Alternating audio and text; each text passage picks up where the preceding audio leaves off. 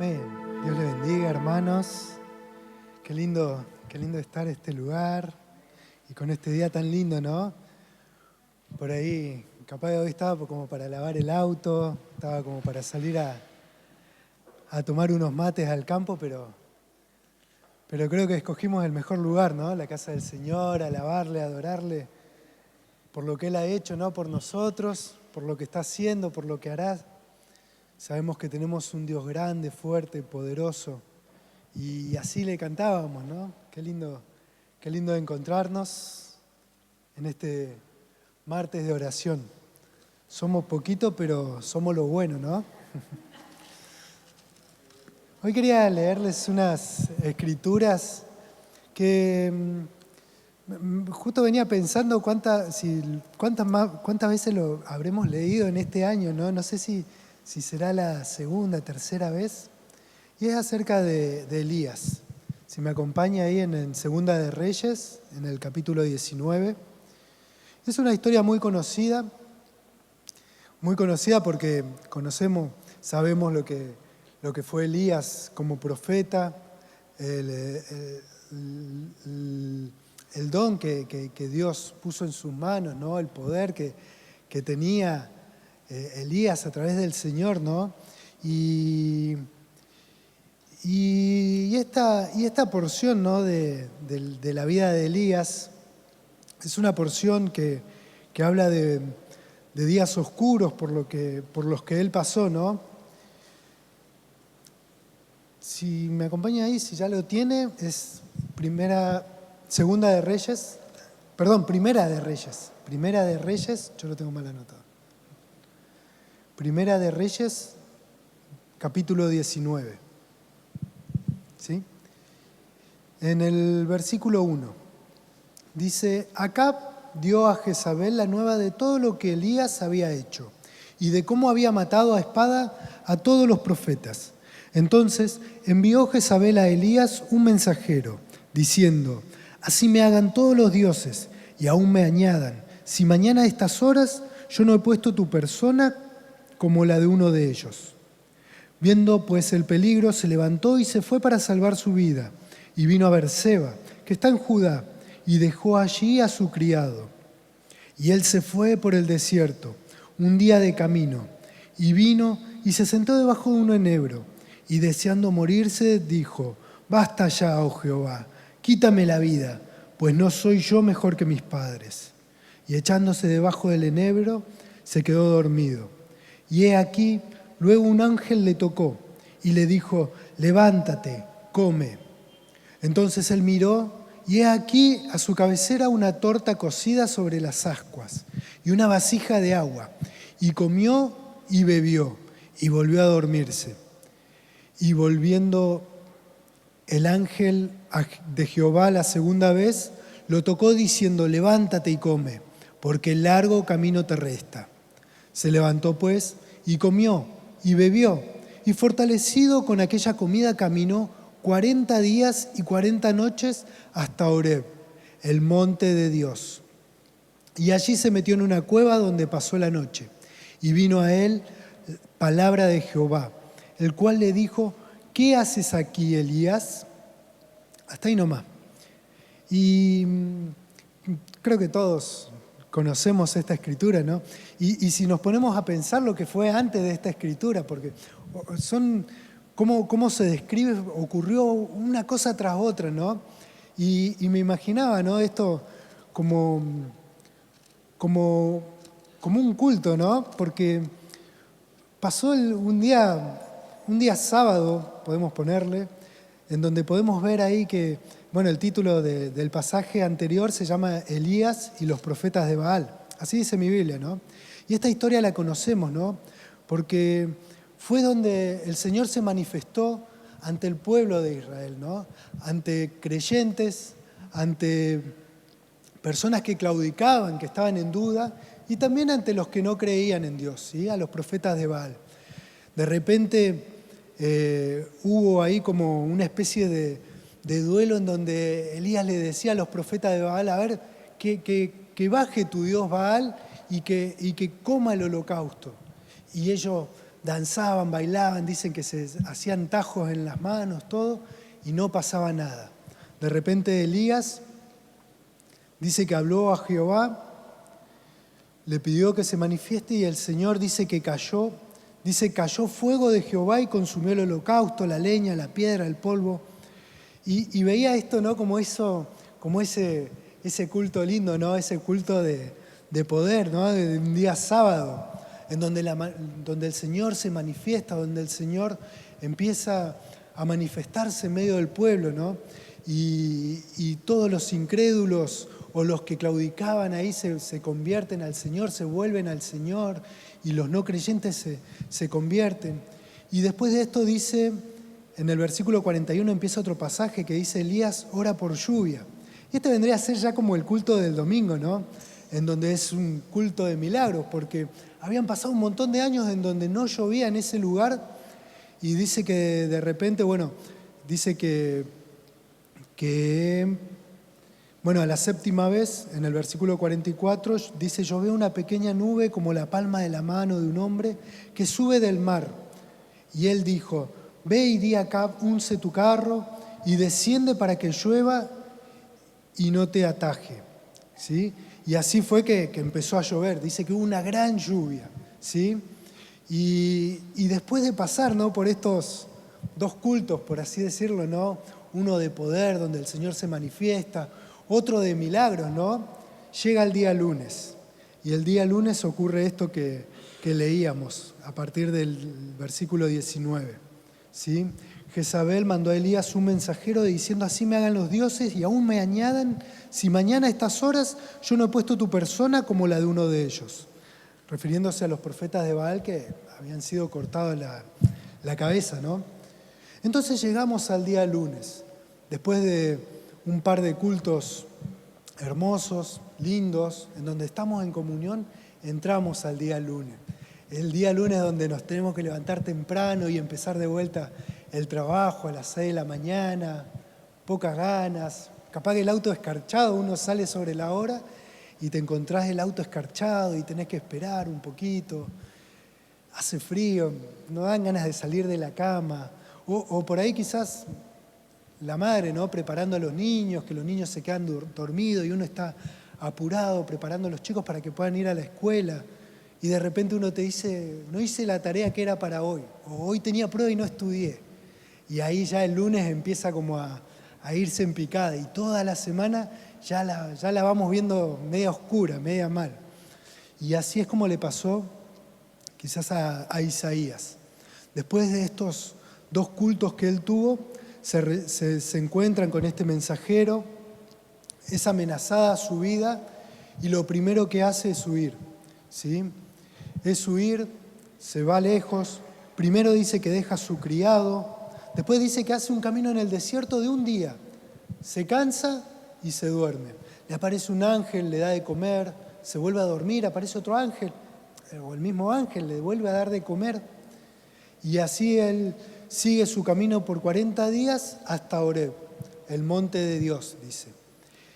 Y acá podemos ver, ¿no? a un Elías abatido, cansado, un Elías en donde su vida había sido amenazada. Entonces, quizás los pensamientos que tenía en su cabeza no eran del todo buenos. Pensamientos de excesos, ¿no? Excesos mentales, en donde la persona no sabe para dónde correr. Podía haber corrido para Dios, él conocía el poder del Señor, como una persona que había visto descender el fuego podía tener tanto miedo, ¿no? Que había hecho llover, después de tantos años podía tenerle miedo a esta carta de Jezabel. Y ocurría eso, ¿no? De que entraba este día lunes, entraba este día donde empezaban las complicaciones, ¿sí? Podemos ver algunos otros hombres de Dios que también han pasado por desánimos. Por ejemplo, en Job 3, ahí cerquita, si recordamos, sabemos que Job había perdido todo, había perdido sus campos, sus animales, sus hijos, Solamente le había quedado la señora, ¿no? Que le decía, ¿por qué no maldices a Dios y te muere? Bueno, con esa persona se quedó Job. Entonces, cuando lo visitaron sus amigos, dice en capítulo 2, versículo 13, así se sentaron con él en tierra por 7 días y 7 noches, y ninguno le hablaba palabra, porque veían que su dolor era muy grande. Después de esto abrió Job su boca y maldijo su día. Y exclamó Job y dijo, perezca el día que yo nací, y la noche en que se dijo, varón es concebido. Y el versículo 11 dice, ¿por qué no morí yo en la matriz o expiré al salir del vientre? Era tan grande el dolor que tenía Job que él deseaba no haber nacido. Era tan grande la amargura por la pérdida que él deseaba no estar en ese lugar, que ese día no se contara entre los días, ¿no?, de la tierra. Si vamos a número 11, podemos ver también una situación también de otro hombre de Dios que cae en desánimo, ¿no? En Números capítulo 11, el versículo 13, dice, ¿de dónde conseguiré yo carne para dar a todo este pueblo? ¿Por qué lloran a mí? Porque lloran a mí diciendo, danos carne que comamos. No puedo yo solo soportar este pueblo que me es pesado en demasía. Y si así lo haces tú conmigo, yo te ruego que me des muerte. Y he hallado gracia en tus ojos, y que yo no vea mi mal. Era tanta la carga que tenía Moisés que se lo decía a Dios, ¿no? Si yo fuera así como este pueblo, matame. No lo soporto, es pesado en demasía. Es pesadísimo este pueblo. Quieren comer carne. Si yo fuera así, matame, Señor. ¿Sí? Entonces, vemos a este Moisés también estresado, por así decirlo, ¿no? Y si vamos a 1 Samuel,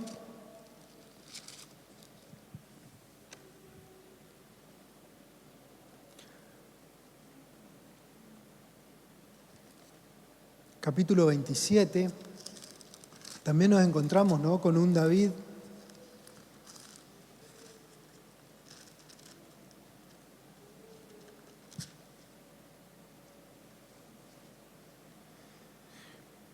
bien. En el final del capítulo 26, bueno, se hablaba David con Saúl desde la montaña, ¿no?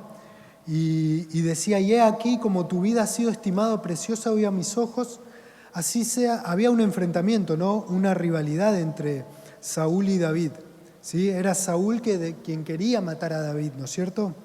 Entonces en el versículo 24 dice David, he aquí como tu vida ha sido estimada preciosa hoy a mis ojos, así sea mi vida a los ojos de Jehová y me libre de toda aflicción. Y Saúl dijo a David, bendito eres tú, hijo mío David, sin duda emprenderás tus cosas grandes y prevalecerás. Entonces David se fue por su camino y Saúl se volvió a su lugar. Dijo luego David en su corazón, al fin seré muerto algún día por la mano de Saúl. Nada, por tanto me será mejor que fugarme a la tierra de los filisteos para que Saúl no se ocupe de mí y no me ande buscando más por todo el territorio de Israel, y así escaparé de sus manos. Después de haberse dicho lindas palabras David y Saúl, David se da vuelta y dice en su corazón, al fin seré muerto. Él ya sentía como que algo no estaba bien, a pesar de lo que ocurría, a pesar de las palabras que se decían, no había un buen futuro para David. Por lo menos él no veía ese futuro bueno en él, ¿no? Y estas 4 situaciones, pensando en la de Elías, Job, Moisés, David, me hacía pensar, ¿no?, en estos males que hoy nos encontramos, ¿no?, en la cotidianidad del día a día, ¿no?, que son la depresión, el estrés y la ansiedad, ¿sí? Depresión así como para decirlo a grandes rasgos, ¿no? Como para buscarle y encuadrarlo en un lugar, es la reacción que tiene el cuerpo ante ante un trauma mayormente, ¿no? Ante un trauma del pasado. Algo de lo que ocurrió atrás en una vida nos puede generar una depresión, ¿sí? Hoy podemos ver un montón de situaciones, podemos pensar en un montón de personas que han atravesado o están atravesando por esta situación. Mayormente se da por esta situación, por un trauma del pasado, que puede ser por una pérdida de un familiar, una pérdida de trabajo, una pérdida económica, una separación. Todo esto genera una baja autoestima, da soledad. Bueno, también la depresión puede darse también por abusos o por traumas de la infancia, ¿no? Pero podemos encuadrar así, ¿no? a la depresión como algo del pasado, ¿sí? Por ahí, ¿no? Quizás no diciendo de que Job pasaba, ¿no? por una depresión, pero muy lejos no estaba, ¿no? por esta pérdida. Después podemos ver el estrés, que dice que es una respuesta del cuerpo ante situaciones que son abrumadoras, ¿sí? Que son desafiantes, ¿no? Algo que está ocurriendo ahora en este momento y que a mí me mantiene en vilo, ¿no? Un conflicto familiar, una situación económica no muy buena, o una situación laboral, ¿no? Incertidumbres, un montón de cuestiones que pueden estar pasando hoy, ahora, o dentro de poco, o me está pasando, algo que está en el presente, algo que se mantiene en el presente. Ahí es donde podemos encuadrar, ¿no? al estrés. Y ahí podemos pensar en este Moisés que decía, este pueblo en demasía es pesado en demasía. Este pueblo se está quejando conmigo porque no tiene agua, porque no tiene comida, porque no tiene pan, porque no tiene carne, porque se quiere volver, ¿sí? La situación por la que venía pasando Moisés, ¿no? Y una situación de ansiedad es una respuesta ante situaciones que pueden ser amenazantes, ¿sí? A un mal porvenir o algo que nosotros pensamos que puede ser malo o muy malo, ¿no? Entonces nos empezamos a preocupar por el futuro. ¿Qué es lo que va a pasar? Y empezamos como a agarrar un poquito de sobrepensar, de sobrecargar nuestra mente y pensar de qué manera puedo actuar para que no me pase esto, o seguro que si me voy de vacaciones, seguro que voy a chocar, seguro que algo me va a pasar, así que espero que tenga ahí el seguro, pero al día ir con cuidado, y eso es lo que genera la ansiedad, ¿no? Podría ser similar a lo que le pasaba a David, ¿no? Que decía, al fin seré muerto algún día por la mano de Saúl. Bueno, sabemos que finalmente el Señor estuvo con estos tres grandes hombres, ¿no? Con Job, que a pesar de su malestar, el Señor lo cuidó, lo fortaleció y le dio, pero mucho más de lo que tenía. Con Moisés fue una persona reconocida, ¿no? En la Biblia no podemos pensar en el Antiguo Testamento sin pensar en Moisés, en las leyes. Una persona que trasciende hasta los días de hoy y los que van a pasar, ¿no? Y el Señor lo bendijo, ¿no? Con eso. Y lo mismo, ¿no? con David, ¿no? Que no fue muerto por Saúl, sino ya en su vejez, viendo a sus hijos, viendo un montón de cosas, ¿no? Entonces, podemos ver, ¿no? estas situaciones que hoy se ven como cotidianas en nuestro andar, ¿no? La depresión, el estrés, la ansiedad, ¿sí? Entonces, por estas situaciones era por las que venía pasando Elías. Si volvemos a Primera de Reyes,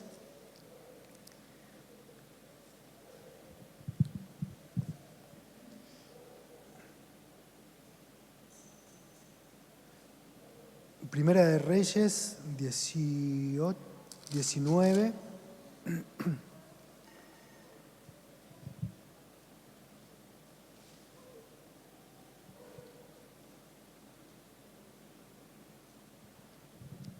Dice,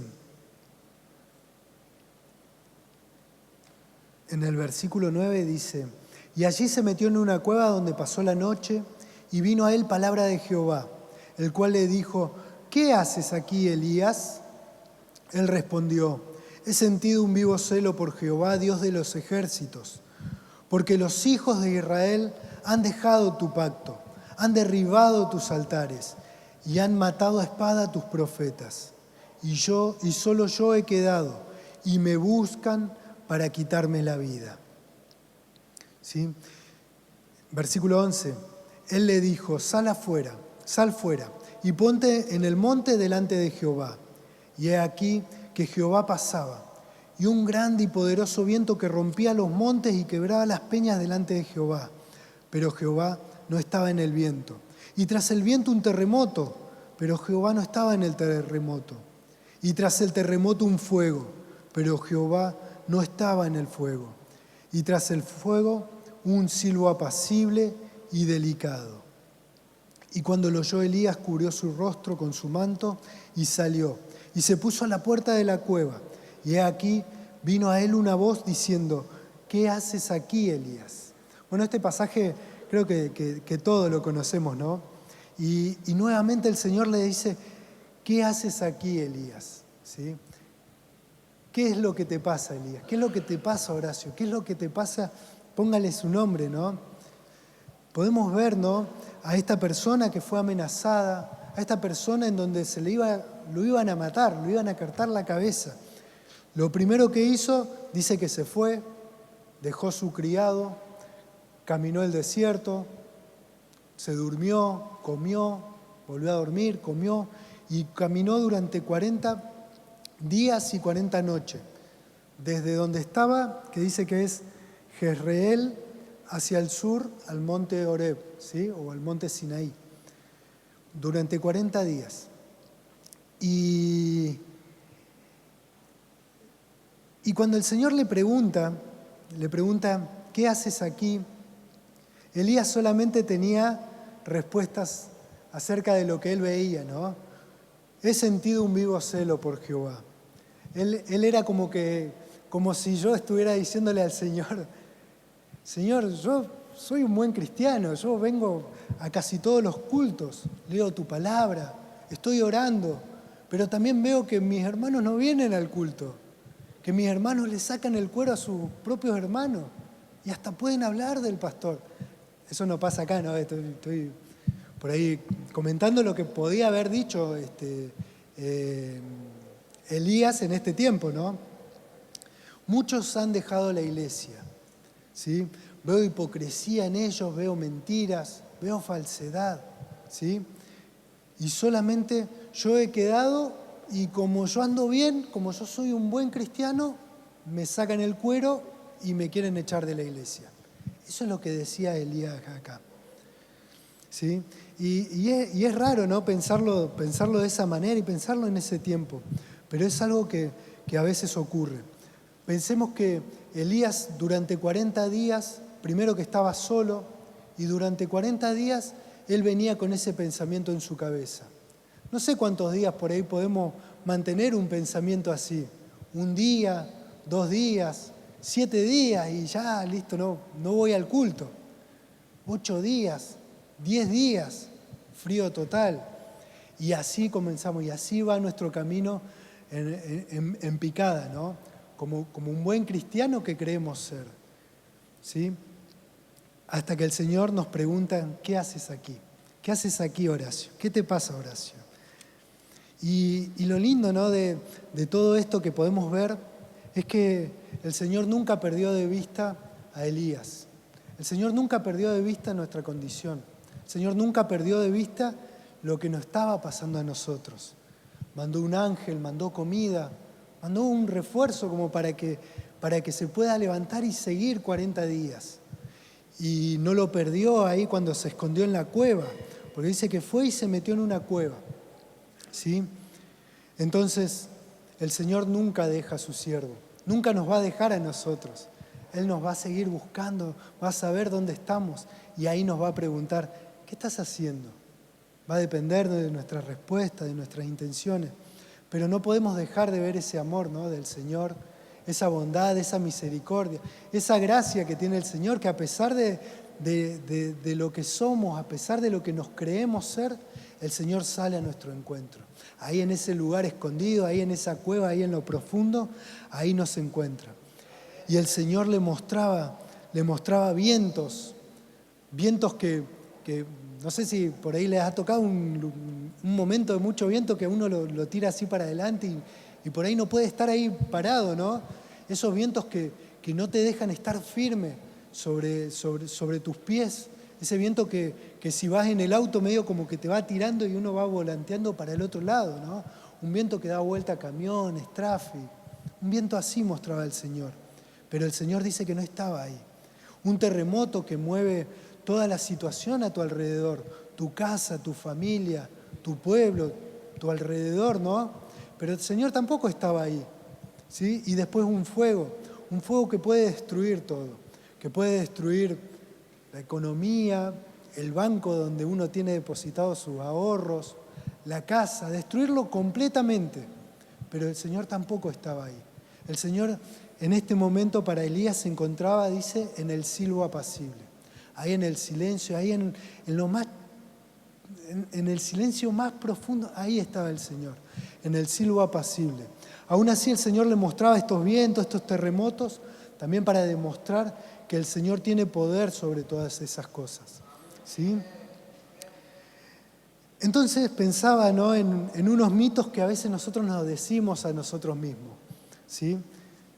No sé si lo podrá poner, porque muchas veces, así como Elías, nos empezamos como a predicar a nosotros mismos, a contrapredicar lo que dice la palabra. Y empezamos en un diálogo interno, en una conversación con nosotros mismos, y que por qué vas a ir a ese lugar si sabes cómo es este tipo, sabes que esto no está bien. Entonces nos empezamos a encerrar en esto, en esta cueva, ¿no?, que tenía Elías, que es como una prisión, una cárcel de papel. Así como estaba la casa de papel, así tenemos también nosotros la cárcel de papel, ¿sí? En donde nosotros mismos nos enfrascamos, nos encerramos. Y está hecho con paredes de papel, con techo de papel, porque son cosas que nosotros mismos podemos armar. Armado con nuestro pensamiento, con nuestra imaginación, con lo que nosotros creemos que está ocurriendo a nuestro alrededor. Entonces empiezan a aparecer, ¿no?, estos mitos, que dice, por ejemplo, mi actitud mental y mi calidad de mis relaciones con los que me rodean estarán determinados por el ambiente, ¿sí? ¿Cómo soy yo? ¿Cómo pienso yo? ¿Cómo actúo yo? ¿Cómo te voy a tratar? Va a depender de cómo me hayas tratado vos, de cómo esté mi día. Si yo tuve un día malo, te trato como está mi día, ¿no? Y así empezamos a ser cambiantes. Y así nos empezamos a enfrascar. Así comienza a ser este primer mito, ¿no? Pero ¿cuál es la verdad? La verdad la encontramos ahí en Juan 14, 27. No lo saque, Marisa, ¿eh? No. Juan 14, 27. También un versículo archiconocido, ¿no? La paz os dejo, mi paz os doy. Juan 14, 27. Yo no os la doy como el mundo la da. No se turbe vuestro corazón, ni tenga miedo. ¿Sí? Estas palabras son las que son la verdad para esta condición, para este primer mito, ¿no? Este mito en donde mi actitud, donde mi alrededor, mi ambiente me afecta, nosotros podemos encontrar la paz, que es la paz del Señor, la paz verdadera, ¿no? El versículo 26 dice, mas el Consolador, el Espíritu Santo, a quien el Padre enviará en mi nombre, Él os enseñará todas las cosas y os recordará todo lo que yo os he dicho, ¿sí? El Espíritu Santo, el que mora dentro tuyo, y de cada uno de nosotros, es el que va a enseñar y recordar lo que el Señor ha dicho. Mi paz os dejo, mi paz os doy, ¿sí? Entonces, derribando, ¿no?, este primer mito sobre el ambiente alrededor, tenemos que recordar esa paz del Señor. Eso que nos da el Señor, esa herencia, ¿no? Porque dice, mi paz os dejo.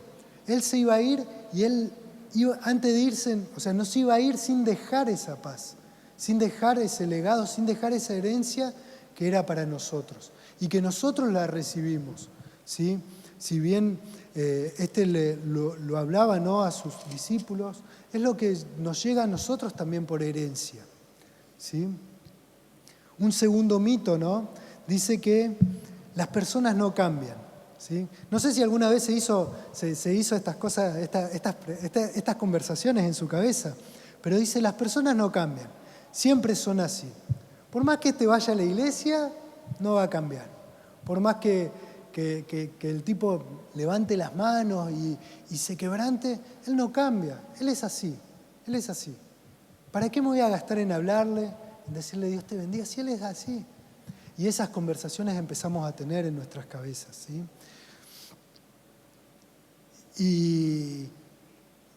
Pero nosotros sabemos, ¿no?, en realidad de que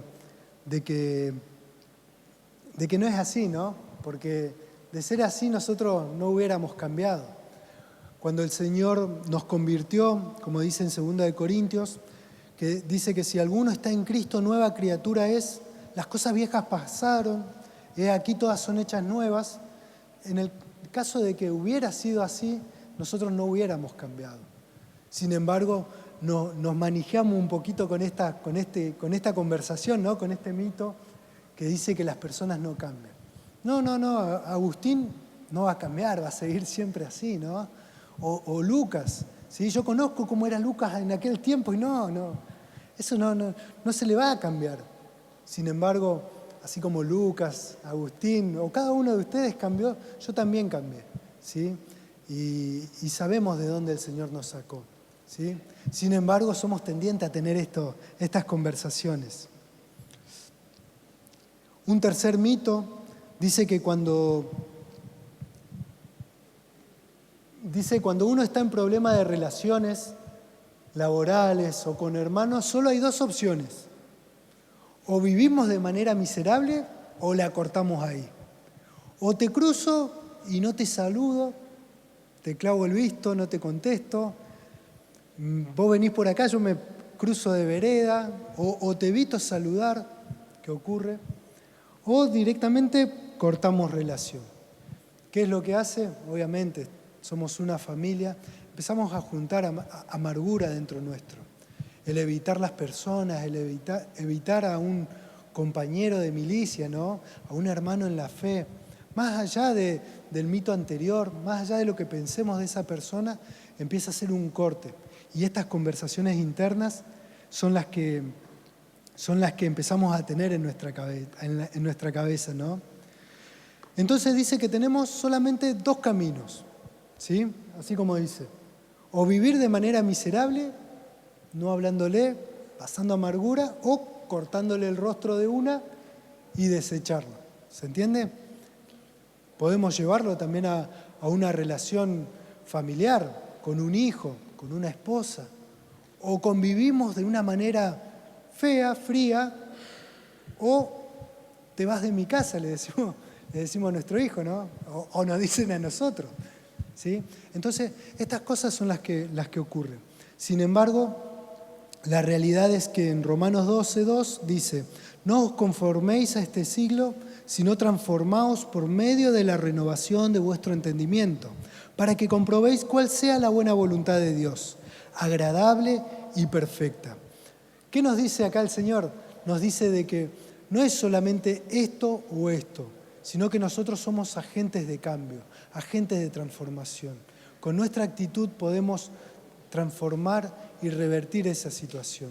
Estas personas que creemos que no cambian, estos problemas que hay de relaciones, ya sean laborales, personales o dentro de la iglesia, pueden ser transformadas, pero depende de nosotros, ¿no?, como agente de cambio, como en nuestra renovación del entendimiento, ¿sí? No es cortarle el rostro, no es cortar relación, sino mejorar la relación, ¿sí?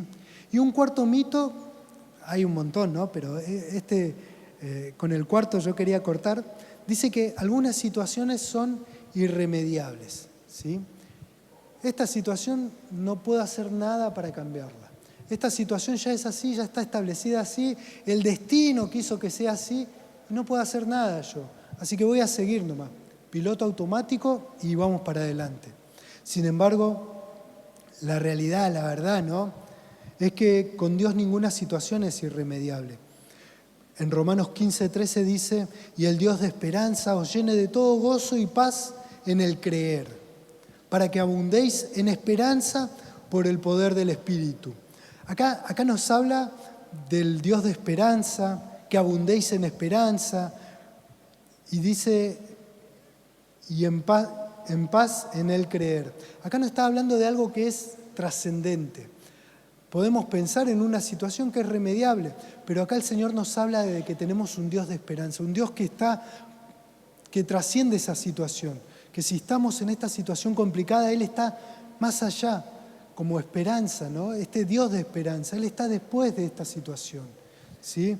Entonces, no podemos amargarnos, no podemos pensar que las situaciones son irremediables. Podemos pensar de que son difíciles, que son conflictivas, pero también sabemos que tenemos un Dios de esperanza, que debemos abundar en esperanza por el poder del Espíritu, como dice el versículo, e ir un poquito más allá. Pensar en el después de este conflicto, después de esta situación irremediable. Y después, cuando miremos para atrás, nos vamos a dar cuenta de que no era irremediable la situación. Entonces,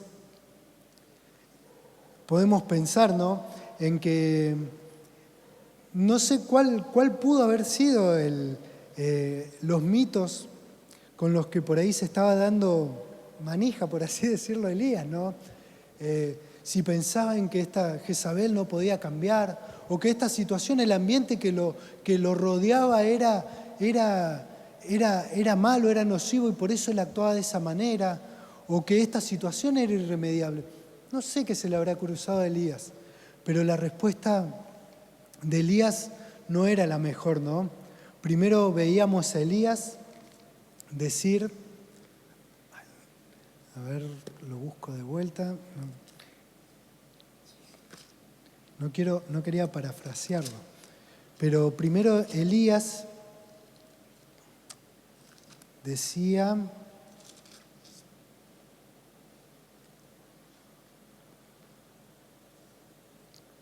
en el versículo 4, ¿no? Primera de Reyes 19:4 dice, y deseando morirse dijo, basta ya, oh Jehová, quítame la vida, pues no soy mejor que mis padres. ¿Sí? Elías se estaba dando a sí mismo, se estaba comparando con sus padres. Lo mismo nos puede pasar, nos podemos comparar con este hermanito que está bien, este hermanito, aquel que anda bien. Entonces, en esa comparación, él decía, no soy mejor que mis padres, ¿sí? Entonces, si me pasa la diapositiva, la última. Entonces, él estaba en este proceso mental, ¿no? Que dice, bueno, procesos mentales que recibimos como verdades, ¿no? Como verdades que nos afectan a nosotros mismos. Afectan nuestra mente, afectan nuestro corazón, afectan nuestro entorno. Y terminamos, ¿no?, cayendo en estas situaciones que les decía. Depresión, estrés, ansiedad, ¿sí? Podemos agarrarnos, ¿no?, de los versículos, ¿no?, que en el mundo tendréis aflicciones, pero yo he vencido al mundo, dijo Jesús. Pero a veces es difícil también recordarlo cuando uno pasa por esas situaciones, cuando uno pasa por esa aflicción. Sin embargo, Elías decía, yo no soy mejor que mis padres. Después les decía, solo yo he quedado y quieren matarme. Entonces, la manera en que nosotros nos hablamos a nosotros mismos, la manera en que Elías por 40 días se hablaba a sí mismo, iba determinando su conducta, su carácter. Hacía que se meta en la cueva, hacía que se meta en esta cárcel de papel, ¿no? Y nosotros creo que no estamos exentos de eso. Podemos pasar por estas aflicciones, pero debemos confiar en el Señor, ¿no?, que ha vencido al mundo. Entonces, ¿cómo hacemos, no? Hasta acá hemos planteado la situación, hemos planteado el problema, hemos planteado las consecuencias, ¿no?, las enfermedades por las que podemos llegar, ¿sí? Sin embargo, ¿cuál podría ser nuestro remedio? ¿Cuál podría ser nuestra necesidad, ¿no? Y es volver a la fuente. Volver a la fuente, que es volver a lo que Dios hizo en nuestras vidas, ¿no? Pensar en ese momento en el que el Señor nos salvó, el momento en el que el Señor nos perdonó, el momento en el que el Señor limpió nuestros pecados, ¿sí? El momento donde podemos renovar nuestras fuerzas, las capacidades que el Señor nos dio, lo que el Señor hizo por nuestras vidas, el momento en el que fuimos bautizados y el pastor nos preguntaba: ¿estás dispuesto a seguir al Señor hasta la muerte? Sí, acepto, decíamos nosotros. A ese momento, ¿sí? Volver a la fuente, volver a ese primer momento en donde el Señor nos sacaba. Porque así como lo hizo, ¿no?, conmigo, no sé, hace 13, 14 años, quería acordarme el otro día cuándo habrá sido más o menos el momento, pero por ahí 13, 14 años, así como lo hizo conmigo hace 13, 14 años, lo puede hacer hoy, lo va a hacer mañana, lo puede hacer pasado mañana o dentro de un año cuando estemos pasando por aflicciones, ¿sí? De las aflicciones no nos vamos a salvar, lo dijo el Señor, ¿sí? Va a haber aflicciones en el mundo, vamos a pasar por más aflicciones, pero volvamos a la fuente que es el Señor, volvamos a ese primer amor, ¿no?, que es el Señor, ¿sí? Y así como Elías estuvo en soledad, porque dice que dejó a su criado y siguió caminando,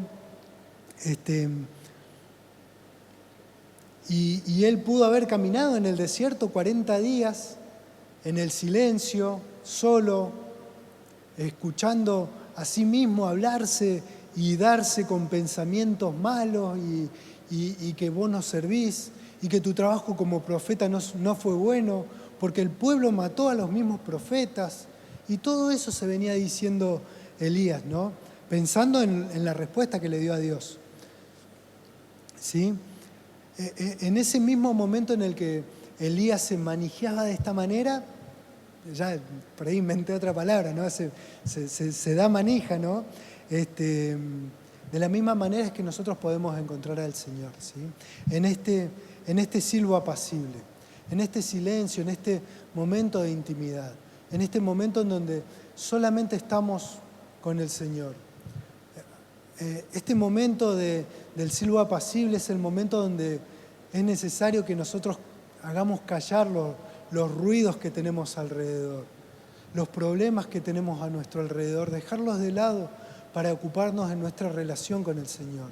Saber identificar el momento en el que estamos excedidos, ¿no?, por el ruido de ambiente que tenemos a nuestro alrededor, ya sea, qué sé yo, con las redes sociales, cuánto tiempo pasamos en el Facebook, en el Instagram, o viendo estados de WhatsApp, preocupándonos a ver cuál es el estado de mi hermano, ¿no?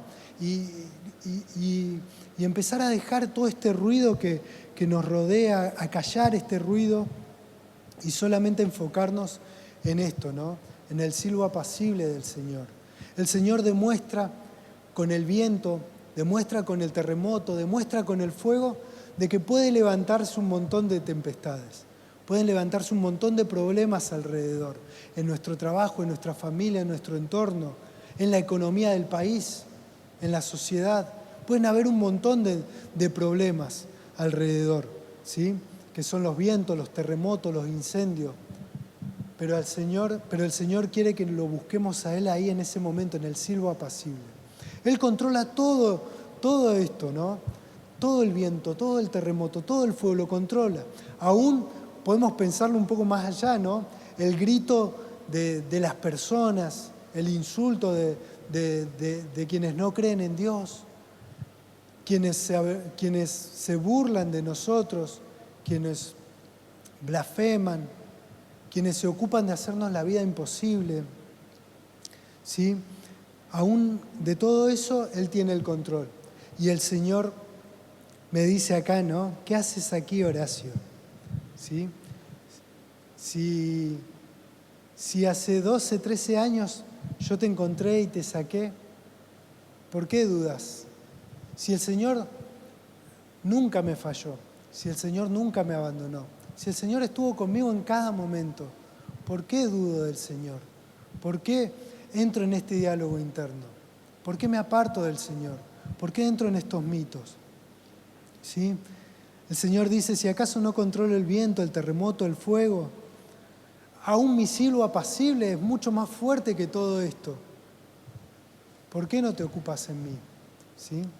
Y así es como nosotros, sin querer, vamos dejando al Señor, ¿no? Hacemos que lo urgente, que lo apresurado sea más importante que buscar al Señor. Que nuestro diálogo interno sea más importante que el diálogo con el Señor. Sabemos que el Señor está a la puerta, está esperando a que abramos. Sabemos que el Señor quiere entrar y cenar con nosotros, tener ese diálogo, esa comunión con nosotros. Pero nosotros a veces buscamos el diálogo interno. Nos damos manija con diálogos internos, ¿sí? Del por qué tengo que ir a la iglesia, si hoy estoy cansado, hoy está hermoso el día. Si el Señor está en todos lados, puedo ir al campo, pongo un poco de música cristiana y tomo mate y bendecimos hasta el momento del picnic. Si el Señor está ahí. Y nos pasa, ¿no? Mientras pensaba en esto, me acordaba, ¿no? de esta escritura que es conocida, que es de la mujer que tenía flujo de sangre, ¿sí? Durante años padecía de flujo de sangre. Y ella se dijo a sí misma, si tocare solamente el borde de su vestido, seré sana. ¿Sí? Era algo que no sabemos de dónde lo sacó. ¿Por qué se le ocurrió eso? Quizá en el Antiguo Testamento no encontramos algo similar. Pero ella con su fe dijo, si solamente tocara el borde de su vestido, si solamente me acercara y tocaba. Ella tuvo un diálogo interno enfocado en el Señor. Un diálogo interno pensando, poniendo en fe en la sanación que podía hacer el Señor en su vida, ¿sí? Años habían pasado, mucha plata había gastado, muchas personas la habían estafado a esta señora. Sin embargo, ella se decía a sí misma, no perdía la esperanza, no perdía la fe, si tan solo tocara el borde de su vestido. Y ese era el diálogo interno que tenía ella. Qué diferente por ahí al diálogo interno que tenía Elías, ¿no? O que podíamos tener nosotros, o que hemos tenido nosotros, ¿sí? ¿Qué hizo el Señor? ¿Qué hizo el Señor con Elías? Le dijo en el versículo 15, ahí nomás, en el versículo 15, en Primera de Reyes 19, versículo 15, le dijo, ve, Jehová le dijo, ve, vuélvete por tu camino por el desierto de Damasco, y llegarás y ungirás a Hazael por rey de Siria. A Jehú, hijo de Nimsi, ungirás por rey sobre Israel, y a Eliseo, hijo de Safat, de Abel Mehola, ungirás para que sea profeta en tu lugar.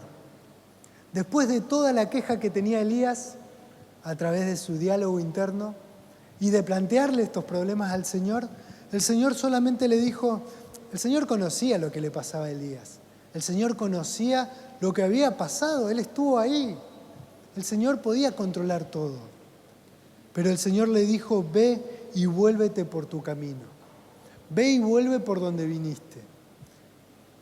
Justo antes de venir estaba tratando de buscar ahí en el mapa dónde estaban estos lugares, ¿no? Porque él dice que estaba en Jezreel. De Jezreel se fue a Oreb, ¿sí? Entonces descendió hasta al sur, bajó al sur, ¿sí?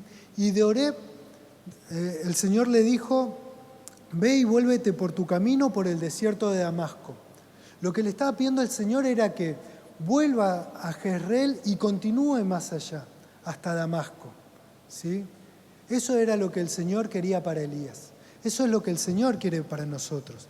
El Señor le decía a Elías, ve y unge reyes, unge al profeta. El Señor tenía un propósito para Elías, que era ungir reyes, ¿sí? No solo hacer estos milagros que pasó el día sábado y el día domingo, sino que el Señor tenía para Elías este propósito, ungir reyes y profetas. Entonces le dijo, volvete y anda más allá. Lo mismo nos dice a nosotros el Señor. ¿Qué haces aquí, Horacio? ¿Qué haces aquí, Germán? ¿Qué haces aquí, Celeste?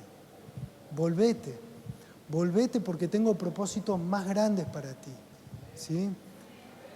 Pensaba que si el diablo nos ataca con pensamientos, quizás no sepa el diablo qué propósito tiene el Señor para nuestras vidas, pero quizás sospecha de que el Señor tiene algo grande para nosotros, ¿no? Que el Señor tiene algo lindo para nosotros. ¿Sí? Por eso es que a pesar de 20, 30, 40 años que podamos tener, el diablo sigue atacando, porque tenemos un propósito que viene de parte del Señor. Amén. Quiere decir, ¿no?, que lo que viene va a ser mucho mejor que lo que vivimos, ¿no es cierto? Así que si estamos pasando por estos problemas, o si vamos a pasar por estos problemas, o si pasamos por los problemas, ¿no?, porque podemos mirar también un poquito para atrás en esta situación en la que nos encontramos, sabemos que la mano del Señor siempre estuvo. Sabemos que el Señor nos viene acompañando desde el momento en que nosotros nos empezamos a desviar. Que el Señor tiene cuidado de sus siervos, que tiene cuidado de sus hijos, que el Señor aún en el silencio, en el silbo apacible nos va a encontrar allí. Con una, no sé, yo me imaginaba, ¿no?, con una melodía linda, algo que nos va a llevar al Señor a buscarle a Él. ¿Sí? Si hasta el día de hoy, hasta este momento que llegamos hasta acá con problemas, ahí arrastrando los pies o con dificultades, el Señor nos guardó, el Señor lo va a seguir haciendo. Y no nos va a soltar el Señor, no nos va a dejar. Más allá del tiempo que pase, el Señor no nos va a abandonar, ¿sí? Y nos va a recordar siempre el propósito que tiene para nuestras vidas, ¿sí? Y esto dice que, bueno, el versículo que el pastor siempre nos dice, ¿no?, que esta leve tribulación momentánea va a producir en nosotros un cada vez más excelente y eterno peso de gloria. Es algo que lo podemos decir ya casi de memoria, pero que sirve, ¿no?, para estos tiempos o para transmitirle también a personas. Sin duda creo que todos podemos conocer a alguien que está pasando por ansiedad, por estrés, por depresión, en donde podemos compartirle esto. Entonces, ¿qué hacemos? Primero confiar en el Señor, en su consuelo. La palabra en el Salmo 34 nos dice: muchas son las aflicciones del justo, pero de todas ellas te librará Jehová. Versículos que podemos decir de memoria, ¿no? Recordar que nosotros no estamos solos, ¿sí? En Gálatas 6:2 dice: sobrellevad los unos las cargas de los otros y cumplid así la ley de Cristo. Elías, cuando empezó su camino por el desierto, lo primero que hizo fue dejar a su criado, ¿sí? Muchas veces nos pasa eso a nosotros. Cuando estamos en tiempo de aflicción, nos aislamos, dejamos nuestros hermanos, dejamos nuestros amigos, dejamos a quienes nos podrían sobrellevar nuestras cargas. Y queremos hacer esto al llanero solitario, ¿no? O Solari, como decía uno. ¿Sí? Queremos enfrentar esto solo, pero tenemos hermanos en la fe que están dispuestos a orar, quizás no a escuchar el problema, no a opinar o a juzgar, pero sí a poner el hombro, a poner el oído, a ayudarnos. Aún nuestros pastores, ¿no?, con sus consejos, con su palabra, con la palabra de Dios que nos pueden transmitir, ¿no? Saber descansar en el Señor. Jesús dijo: venid a mí todos los trabajados y cargados y yo os haré descansar. Debemos priorizar lo que es esencial. Lo esencial, ¿cuál es? Buscad el reino de Dios. Buscad primeramente el reino de Dios. Siempre pienso en esto, ¿no?, primeramente como el PRI, ¿no? Lo primordial, lo primero, lo principal, todo lo PRI. Buscad primeramente el reino de Dios y su justicia, y el resto viene por añadiduras. Entregar nuestras preocupaciones al Señor y finalmente recordar que el Señor cuida de nosotros. Así como lo hizo con Elías, alimentándolo, buscándolo y recordándole el propósito que tenía para Elías, de la misma manera el Señor lo hace con nosotros. Echad vuestra ansiedad sobre Él, porque Él tiene cuidado de vosotros. Así dice 1 de Pedro 5:7. Así que, hermanos, yo los invito a que puedan orar conmigo, a que si pasan por estos mitos, por así decirlo, por estos diálogos internos, por estas conversaciones con nosotros mismos, sepamos entenderlas, reconocerlas y quizás neutralizarlas, buscar otra conversación, que sea con el Señor, ¿no? Así que le invito a que pueda orar conmigo. Señor, te damos gracias por este día y por este momento en que podemos estar en tu casa aprendiendo de ti, conociéndote a ti, sabiendo que tú eres un Dios que está por sobre todas las cosas, sabiendo que tú eres un Dios que cuida de nosotros, que nos has dado un propósito y nos vas a acompañar en nuestro caminar. Más allá de las aflicciones, más allá de las enfermedades, de los problemas, más allá del mal por el que podamos estar pasando, sabemos que tú estás presente en cada prueba, en cada momento de aflicción, en cada camino, Señor, en cada desierto por el que pasemos, tú estás allí, guardando nuestras vidas, alimentándonos con tu palabra, Señor, haciéndonos recordar a través de tu Espíritu Santo que tú estás por encima de todas estas cosas. No hay situación, no hay ambiente, no hay nada, no hay persona, Señor, que pueda estar por encima de tu poderío, Señor. Sabemos que tú guardas de tus hijos, que tú tienes cuidado de ellos, de nosotros, Señor. Por eso hoy queremos, Señor, renovar, Señor, este cuidado, Señor, este amor que tú has tenido con nosotros y reconocerte a ti, Señor, como nuestro Señor, nuestro Salvador, nuestro cuidador, nuestro guardador, nuestro sustentador. Más allá de la circunstancia, tú estás guardando de tus hijos. Gracias te damos, Señor, porque tú no nos has dejado.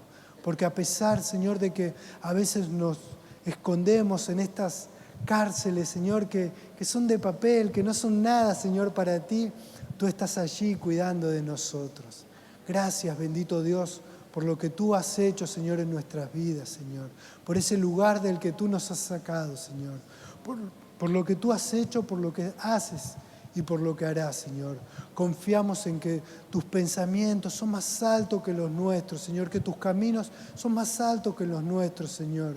Ayúdanos, Señor, a recordarlo y a entenderlo así, Señor, para que sean tus caminos los que caminemos y no los nuestros. Que sean tus pensamientos los que busquemos y no los nuestros, Señor. Que podamos ser renovados, Señor, nuestro entendimiento a través de tu palabra, Señor. Ayúdanos, Señor, a poder buscarte más, Señor, en oración, buscarte más, Señor, en comunión contigo, Señor, en diálogo contigo, Señor. Gracias te damos, Señor, porque tú estás allí, Señor, porque tú estás dispuesto, Señor, a seguirnos a nosotros, Señor, estemos donde estemos, Señor, y a cuidarnos de nuestras vidas. Más allá de lo que hagamos, Señor, tú estás dispuesto, Señor, a guardarnos a nosotros, Señor. Gracias te damos, Padre, por todo esto, Padre, y dejamos todo en tus manos. En el nombre poderoso de Jesús. Amén y amén.